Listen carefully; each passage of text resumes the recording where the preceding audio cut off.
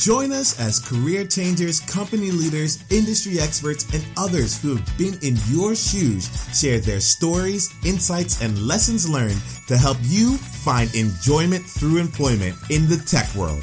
I'm Nemo Ashong, and this is the Enjoyment Podcast. Heyo, employees. It's a beautiful day, and I think it's because we get the chance to connect today. Let me be real with you. I am just very, very pumped for you to be able to listen to this episode with Marin Engh, who's a customer education manager over at Outliers. The reason I'm so excited for today's episode is because Marin really is able to bring that experience of teaching, of learning, of helping people grow. And she brings that all into today's conversation. Just pay attention to how she's able to construct the stories and lead you to a place of success. And then, as she says herself, go out and apply it. Employees, you're going to hear how Marin reached out to CEOs and different people to get into her position in tech just by going on their social media and building relationships. You'll hear how she approaches online learning and what her tips and tricks are and the strategies and things she looks out for when she's doing online learning, both when she's creating it and also when she's growing herself through the process of learning. And I think one of the coolest parts about all this here is how Marin has intertwined what she does at work with her life overall. She's big on travel, and I think that you'll find that there's some really interesting things that she's done to keep both of these things alive in her world and experience enjoyment through employment. Before we get started, I want to remind you that we continue these conversations over in the Enjoyment community. At the end of each episode, I'll go off and give you a journey, some kind of way for you to take insight and then move that into action. And you can just be a part of the conversation when you get a chance to interact with our past guests and other employees just like you who are actively looking to create the life that they want and to work every day in a place that would bring them great joy. We have discussions, we're building relationships, we are finding out the insider's truth of working in tech, and quite frankly, just accelerated our path to getting there. So we'd love for you to be a part of the conversation. We're having fun, and we'd love for you to be there. And we know that just by your presence and your participation in the group, we all stand to benefit, and you stand to get so much as well. So just come over and join us over in the Enjoyment community over at employees.com. I figured this is the home for all employees. Let's just make it simple. Go to employees.com or just type in the word community to 33444, and you'll get the next steps on how you can be a part of the Enjoyment community and continue this conversation. All right. So with that there, why don't we just jump into that convo? Here's Marin Engh on the Enjoyment Podcast. Enjoy. Hello and welcome to the Enjoyment Podcast, where we're focused on helping people just like you find enjoyment through employment. Today, we are joined by none other than Marin Engh, who is a customer education manager at Outliers. Marin, it's great to have you on the show. Thank you so much. I'm excited to be here. Yes, indeed. And I'm excited to explore your journey and how you've been able to find enjoyment through that journey. But before we do, I'd like to get to know you a lot better. Would you mind telling us a little bit about your life, love, work, and passion? Sure. So I was born in Norway. I'm actually not a citizen of the U.S., but I do have a green card. I moved here when I was about 9 years old and did most of my school in the U.S. I did get to travel a lot and move around to other parts of the world. Like I lived in Singapore briefly through my dad's work. And I just developed a love of travel really early on, which kind of led me into my career. But before we get into that, I live in a tiny house. I travel every weekend as much as I can. So my passion really is just exploring the world. Wow, that's fantastic. And I'm getting excited here because I'm like, wow, it looks like you've really done a lot to incorporate your passion into your life here, and put yourself in a position so that your passion can continue to live. As someone that's living in Singapore right now, like we got a chance to share a little bit of some tips out there. But as we go on here, I think it'd be really great to explore how you've been able to keep travel alive in your career as you've gone along. Absolutely. Cool. So, I mean, it'd be great really quickly to get an understanding as to like what you do. I mentioned you're the customer education manager at Optimizely, but that's just a title. That's just a role. Maybe you can tell us a little bit about like what specifically you do, and then we can use that to kind of help frame the rest of the conversation.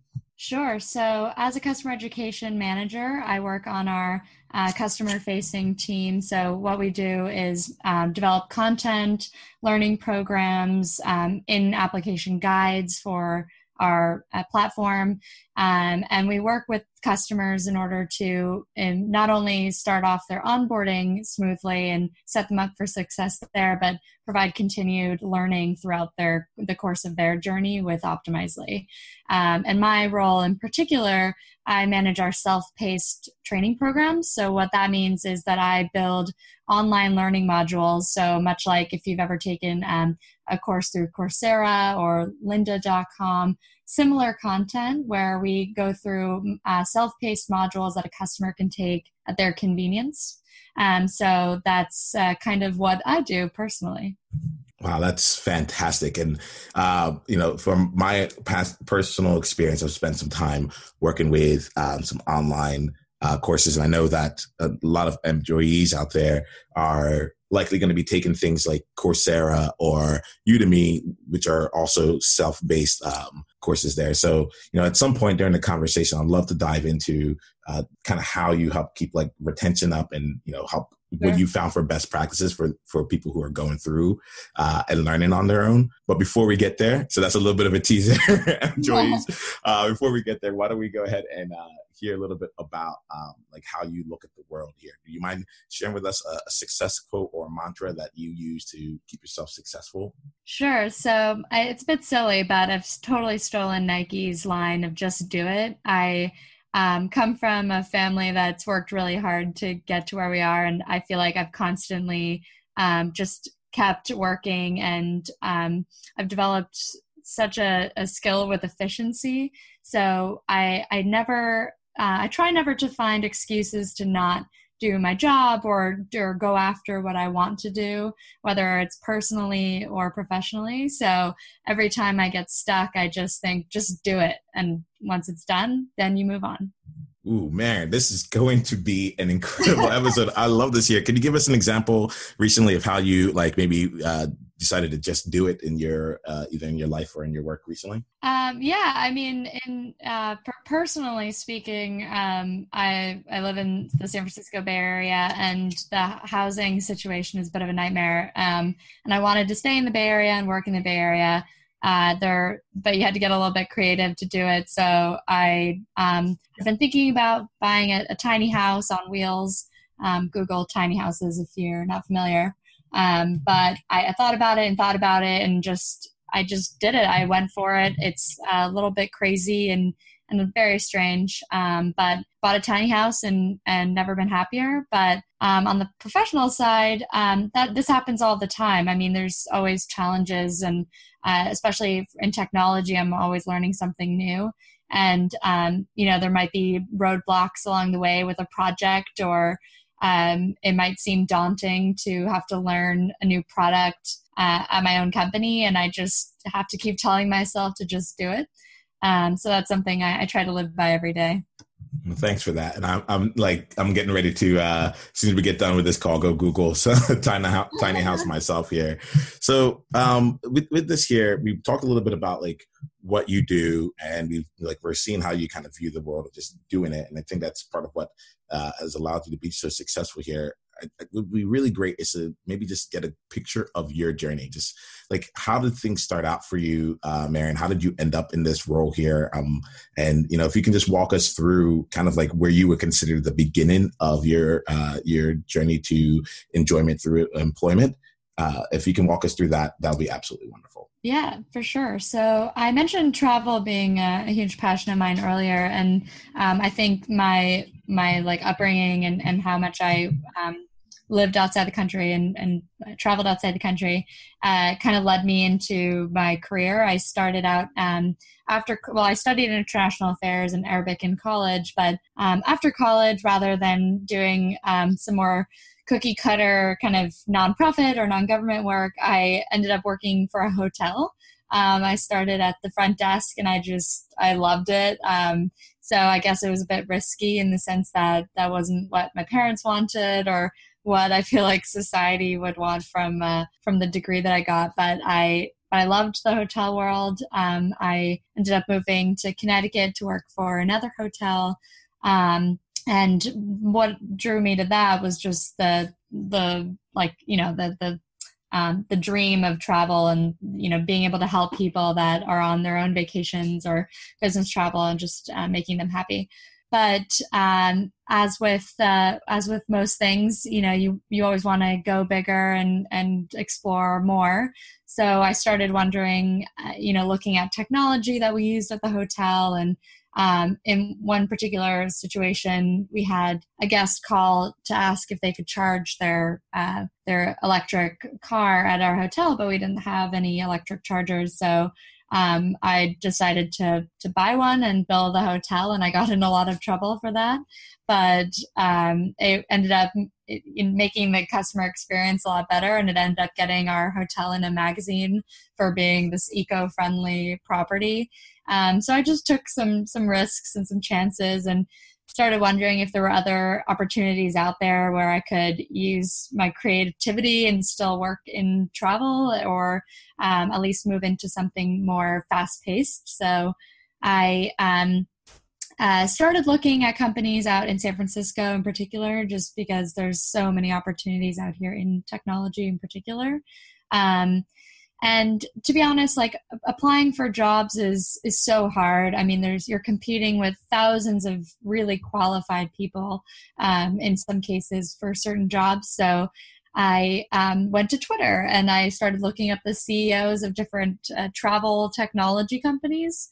I reached out to the CEO of Hotel Tonight and asked for a meeting, and met up with him in San Francisco a few weeks later, just booked myself a ticket on points out to San Francisco, and had several conversations like that with different people that I just engaged with through Twitter, or via email by looking up their LinkedIn accounts, and ultimately found a hotel technology company called Revenate. And given that I had no experience in tech or any sort of skills to show for what I was trying to get hired for, I started in a training and support role for Revenate. And that was such a great experience. It was probably the quickest way to learn about tech and a business as a whole, is just getting on the front lines and dealing with support. And from there, I started networking. I joined a professional group called Young Travel Professionals. And those types of groups exist for most industries. And I got to meet a lot of really cool people in the travel space and met, others through them. And about 2.5 years went by working at Revenate and kind of experiencing San Francisco tech culture. And I had an opportunity come up at my current company at Optimizely that I just couldn't pass up. And I did apply directly to that role, actually. And I was just able to move over there about 9 months ago. So that's kind of my journey in a short story. It's so great hearing this here. And like, I'm listening to all this, and what's coming in here is just this idea of just do it and how that's been working for you all throughout here. You're like, you know what? You need an electric charger. We're going to buy it for you. I'm just going to do it. And, there was a part of that story there that really got me, where, there were some repercussions, at least in the short term, in terms of, it wasn't the quote unquote safe choice to do. Right. And that thing, but what you ended up doing was choosing the customer experience over, any other kind of like short term negative output. And it looks like in this case, it ended up working out positively for the hotel overall in terms of like some positive public press and such from there. Is that correct? Yeah, exactly. So, there are risks you should be willing to take and ones you shouldn't, but sometimes it's better to just ask for forgiveness and not permission. Can I ask you about this? Because I feel that this is going to be a recurring theme here, and I would love to make sure that we give employees a chance to explore this here. So for people who aren't very let me rephrase that. For people who are more risk averse or maybe are a little bit more hesitant to go ahead and just do it, do you have like any, I won't say any insight because I think it's kind of harder to come from that position, but are there things in your life that help you develop this muscle of acting rather than like overanalyzing? Yeah, for sure. I mean, I made a lot of mistakes too, don't get me wrong, but I tried to talk to other people and see what they would do. I did have a mentor in the hotel space that I reached out to them and I was like, I'm so frustrated. I don't know what to do. And kind of got some feedback from them and had to make a decision off of that. But I am constantly trying to see, like, am I right? Should I do this? Are there other opportunities? So definitely like surrounding yourself with a person or a group of people that are like-minded or maybe slightly different that would have different ideas from you, and just being able to run ideas by them. I think that's been really helpful for me personally. Awesome. So that's really great. I myself spend some time with either mastermind or people that I call up on like a weekly basis just to be able to really, like you said, be able to toss out different ideas and almost get alignment as I'm running through my journey. Yeah. Like I'm running, but if you can help make sure that I'm not operating with blinders, that'd be really helpful. And so this is really great. It seems that you've taken the time to throughout your career really like network and explore, and that's all kind of allowed you to continue to move forward in your path. I guess along the lines of this incident with the electric charger here, I'd like to explore some of the things that like maybe haven't gone necessarily right in your career, and how you went around kind of flipping that and turning that into success. So can you think of a time in your career experience beyond this electric charger moment where, you did something and it just didn't work out, or like the project was like on near failure, and what you did to overcome that? Yeah, absolutely. I mean, this is how, I've got a million roadblocks along the way, just starting with like basics. Like I used to be super introverted and I had to get over it to do my job at Revenate, to be a trainer. And, that was a personal roadblock. But in terms of something that was a very like aggressive business goal was, I had to implement a learning management tool for my old company, and I was the only person on my team. I was essentially a team of one, and I didn't have any sort of resources to help me implement a tool or an entire platform like this. And for anyone who doesn't know, a learning management system is essentially what a Coursera or a Udemy is. It's the platform that all the courses are held on, and implementing that is quite a task, and it's not, and it's very time consuming. But when I was told to purchase and implement one, I was very nervous and anxious about meeting a deadline that I didn't think I could meet. But along the lines of my just do it, I didn't give up. I tried to engage as many people in the company that I could that would have some sort of knowledge in how to implement a software like this and integrate it with other systems that we were using. And even just down to getting content in, I was essentially bribing people with coffee or cupcakes to try and get them to help me. And what I learned from that experience is just not to give up. And it doesn't matter what you don't know, you're going to learn it anyway. So if you put your mind to something, the way I see it is you're going to learn something along the way. You're going to be able to do it. You just have to set the right expectations for yourself, as well as set the right plan to get something done. Awesome. Can we explore this a little bit further here? Because there's some really like great things in here. One of the things you mentioned is that you were super introverted and you had to get over it. And I think that's, I'm an extroverted person, but I had the pleasure of working with someone who was introverted, who was just absolutely spectacular and very social at the same time. But, in particular, that really strikes me as a statement, because I feel, to be blunt, a lot of us live in an extroverted world, and there's some things that come easier to me given that standpoint than to others. So I think it would be really, really quite interesting and useful to explore that portion there of like, okay, if you do feel like you are an introverted person, and for me, the way that I look at introversion is like not necessarily shy or social, but where do you get your energy from? Like, if you needed to recharge after a long day, do you spend it with other people, or do you like kind of go by yourself and recharge your batteries that way?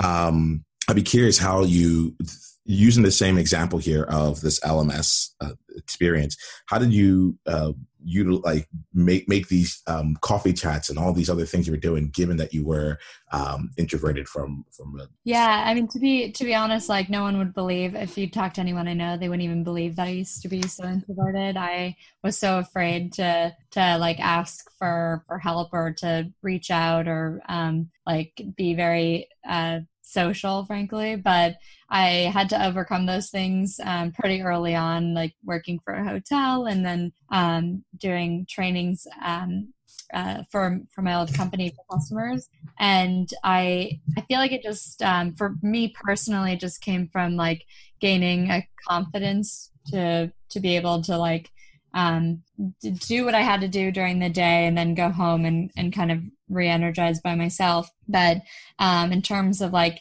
reaching out to people and getting the resources I needed, it was really just about reaching out to people in the way that I knew that they would want to communicate. So it wasn't like, necessarily like walking up to the software engineer and being like, hey, I need your help right now.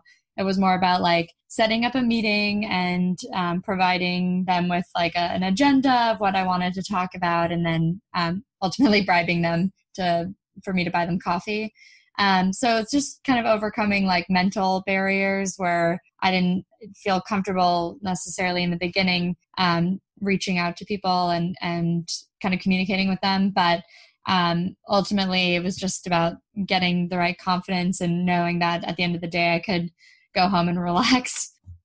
Wow, it makes so much sense. It makes so much sense. And like to tell you the truth, like I haven't necessarily experienced it to the same degree. I believe it or not, as extroverted as I am, I do like my alone time, but it really makes sense to me, where what I'm hearing from you is like, okay, like you were able to put it on like kind of a time and a place and made sure that you did get what you needed to in terms of your own personal space, at least at some point at the end of the day, that was a little bit more reserved for you. Yeah. That's and there was something here that you said that makes me think about how effective you were with reaching out to people on Twitter and lining up some of those earlier meetings you had discussed, which was that it really seems like when you're making connections, when you're building relationships with people, you're like really going out of your way to meet them where they are. And like I was hearing, like you're setting up meetings with people. You're not just running over to engineers and tapping them on the shoulder. And can I ask, like why is that? Why would that not be a preferred approach for someone maybe who hasn't worked with an engineer or been seen that setting before? Yeah, I just think about like the types of personalities that I knew anyway. Like I didn't know most of the people, I'd say on that side of the room, but on the product side.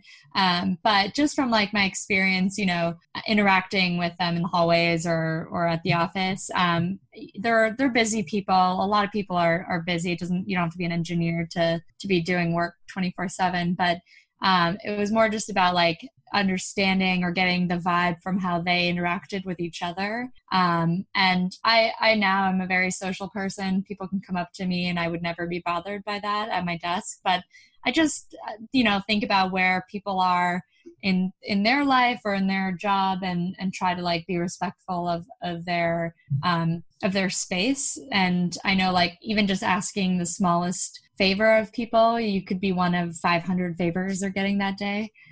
So overall, I tend to try take more of a like a standing back approach to asking people for resources or for help. I also try to go out of my way when I'm asking for something like a meeting or resources. I try to, like you said, go to them and like be in their environment that I know they're comfortable in.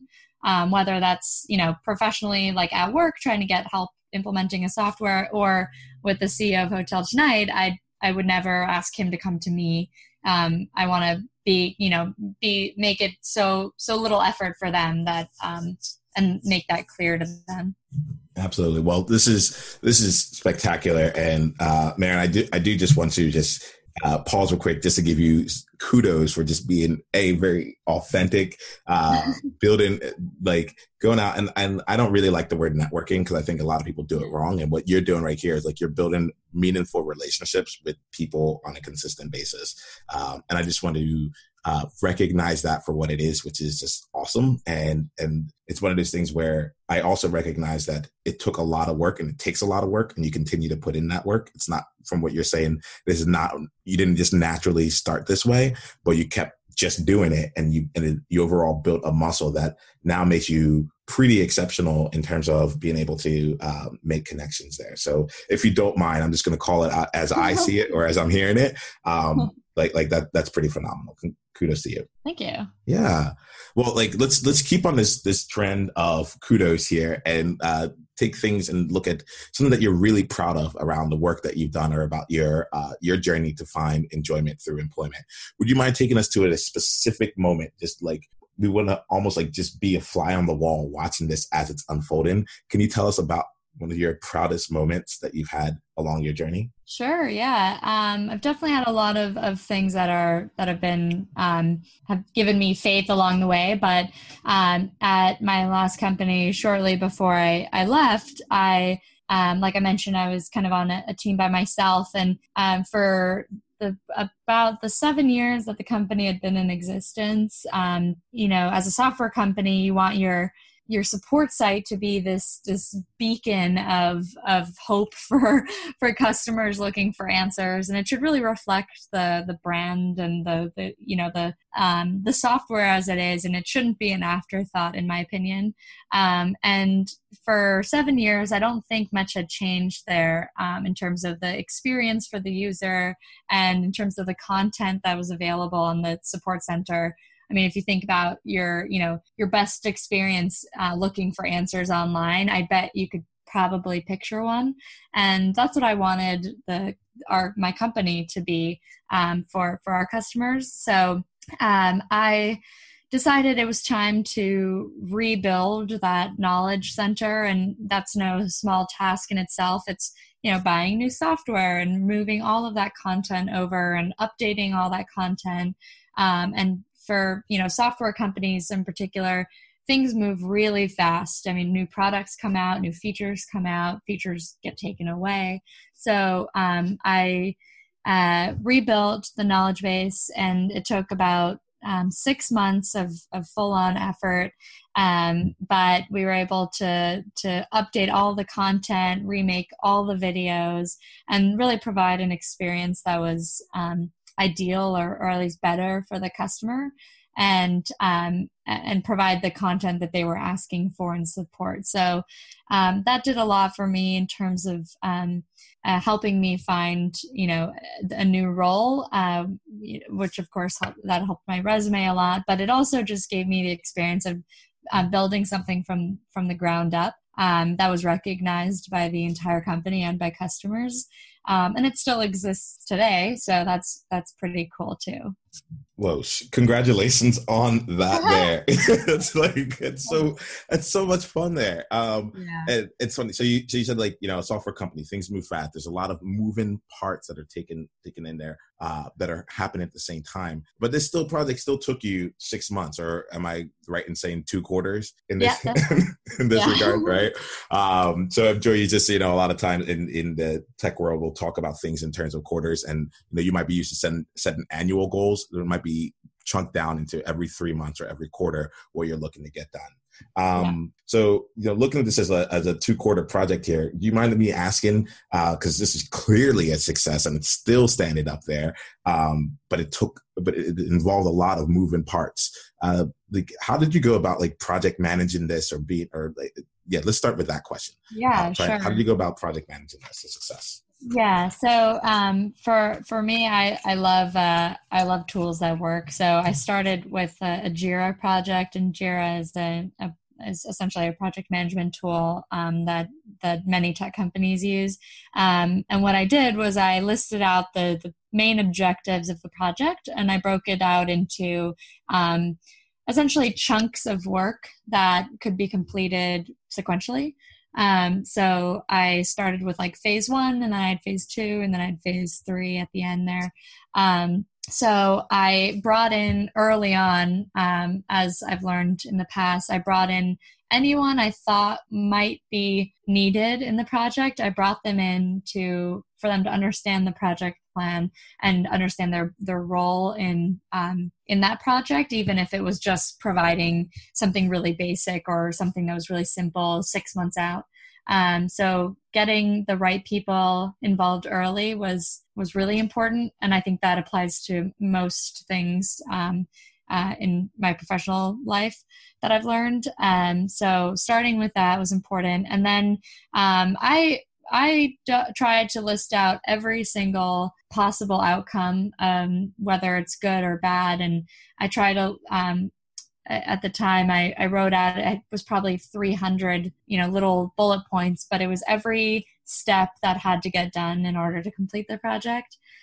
So just being able to go off and check a list as I completed things was useful for me, but it was also good for visibility in the organization. So being able to show what I was doing and what phase the project was at was really helpful for management to see, so that they didn't think I was just wasting my time. Okay, wow, this is I'm hearing this here, and personally, I'm also trying to get better with project management on my own. Yeah. I spent a lot of time on leadership, but there's that part of being able to take your vision and turning it into reality. Yeah, and that's really what I heard. And I found it's really cool how you were able to bring everyone in around that vision. I took out a note here around, even if someone was coming in and step number 297, you brought them into the room from the very beginning to get them on board and to almost help them build their buy-in from the very beginning of the project versus, hey, we're almost done. Can you do this one thing? And they're like, wait, absolutely. Hold on. And I've been in the place where I brought someone in too late, and they just refused to see the vision, basically, and a project was shut down for a long time because I hadn't thought in advance. And sometimes it's inevitable, but I feel like the earlier people know and understand and agree to it, the better it is in the long run. Awesome. Yeah, that was definitely one of the biggest changes I experienced when moving into tech, from a world where things felt a little bit more kind of directed downward versus being able to come up with your own projects. But with that with great power comes great responsibility, right? Awesome. So why don't, if we can, I'd love to spend a little bit of time just understanding what's happening for you currently right now. And then we had talked a little bit earlier about self-paced learning. We can maybe spend a little bit of time diving into some suggestions you have for people to be successful with that. Yeah, absolutely. So if you're asking in terms of current trends or things that are available in tech, I definitely feel like personalization is this really trendy topic right now, in any sort of tech, whether it's hotel tech or more of an experimentation platform. Personalizing services is so essential for a business to succeed, and I think that even just goes for applying to jobs, making, if you think at the most basic level, if you apply to a job and it's not, and it doesn't seem genuine or personal or directed at you, as an employer, then you're not really going to get anywhere because they don't feel connected to you. And it goes all the way up to, you know, the biggest businesses in the world. If I go to a website right now and it's like, hey, San Francisco, you know, check out these fall jackets because August is cold, I would be like, yeah, totally. Like that makes so much sense to me, and I connect to it. And I think that, you know, makes sense for so many businesses. And it's definitely one of the trends that right now is huge for my business, and the things that we work on. In my role specifically, even it comes down to me understanding who is our customer and who should be taking this training and who should I be targeting this content to. So that's definitely like the number one trend. And you were asking about the self-paced learning, which kind of goes into that. But did you have any questions specifically around the self-paced portion? Yeah, absolutely. I do. But why don't we wrap up the current trend part real quick? Oh, sure. And then we can dive into that. So generally speaking, you're saying personalization, and I really appreciate you breaking that down a little bit further into things like being genuine, being personable, and having it apply to the individual, or making it feel like it applies to an individual as opposed to the masses. Which I think is spectacular. And just knowing what I know a little about Optimizely, I feel like that's where your entire organization is built around. And then you're able to take that a step further into your customer education by not just having a kind of like a one size fits all solution, but really trying to meet customers or people who need to get more information about your product where they are, once again, and making sure that it's more or less personalized and tailored to the experiences and information that they need. Am I capturing that properly? Yeah, that's exactly right. That is truly exciting. So thank you for sharing that. And I think employees think about that when you're looking out there and you're doing research on tech. It might be great to look further into how are different organizations applying personalization, and how have you applied personalization in your past experiences such that it might lend itself over to a career in technology going forward. So with that there, Marin, if we may, I have like basically 2 or 3 questions on the self-paced learning portion. And this is really from the standpoint of using your expertise in crafting it, but kind of looking at it from someone that's actually taken the learning. So one of your customers and such. There's a fairly high dropout rate when it comes to taking these kind of self-paced learning. So what suggestions do you have for anyone that is working on their own that may not need to take the course, but really wants to do it in terms of building up their skills? Has there been anything that you found to work really useful, be useful for them? Yeah, oh man, it's so hard. The, course completions, like the drop-off rate, and even, just enrollment rates, it's so hard to especially like be motivated to do something if someone tells you to do it. I mean, for me personally in my role, I'm training people whose boss told them to go learn this new tool. So for me, it's about how do I capture their attention to start, and how do I keep their attention going through the course. And for our customers, a lot of this comes down to storytelling. So starting out with a story that'll grab your attention, and kind of reiterating on that story as you go through the course. Personally, I prefer online learning courses to be like under 25 minutes, 30 minutes tops. So And I think you can learn a lot in that time. It just has to be really targeted learning. So for those of you who are doing like some online learning courses, whether it's for technical topics or for, customer service type of things, whatever it is, it should be engaging, and it should be fairly targeted. So what is a skill that you want to learn, or what is a tool that you want to learn how to use? So rather than doing something that's, 4 hours long and tells you it's going to teach you how to be the best, customer service representative ever, that's probably not going to be ideal. And remembering all of the, different topics they talk about over such a long period is probably not going to happen. So looking just for shorter courses that tend to be skill-based, or whatever that topic is that you're looking for, is easier to manage. I've taken probably close to 100 online courses, and a lot of them are just a lot of information. So I've found that if I try to filter for shorter courses, I tend to get a lot more out of it. And in terms of engagement, I just always try to separate myself from my job and my personal life when I'm trying to learn something new. I've definitely caught myself like texting or, replying to an email while I'm trying to take a class or learn something online, and I never remember what it was I was trying to learn. So I try very hard to separate myself, put myself in a different place, lock the door, turn off my phone to try and keep my engagement up. Awesome. So you're creating these environments where basically you're giving yourself the best chance to succeed, but you're also being very specific with what you're trying to learn, and finding courses that are more skill-based and it's not even bite-sized. 25 minutes is a long period of time. But it's teaching you one specific skill or helping you go in depth on one thing versus a broad overview or what they're promising to be a full-fledged start to finish. Yeah, exactly.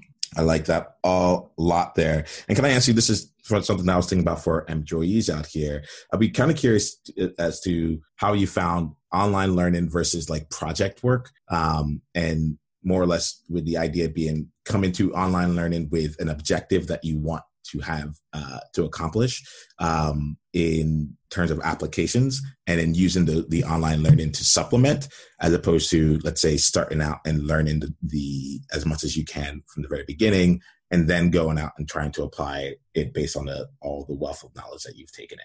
Yeah, I think there's definitely, for specifically for like the product that I'm currently working on, we do offer a certification at the end of the training, and there's no way that you can pass that certification if you don't apply your knowledge in the platform. And I think that could go with a lot of different things, like even just, if you're going to go take a class on how to use PowerPoint effectively, if you don't actually use PowerPoint before, during, or after the training, you're probably not going to be able to apply those skills the same way. So I prefer to learn by watching a little intro video and then logging in and doing it in whatever that platform is, or at least using that skill. So let's say it was even something like, how to get someone's attention. So I'll watch the video and then I'll try it out on somebody, just to get all of the skills or the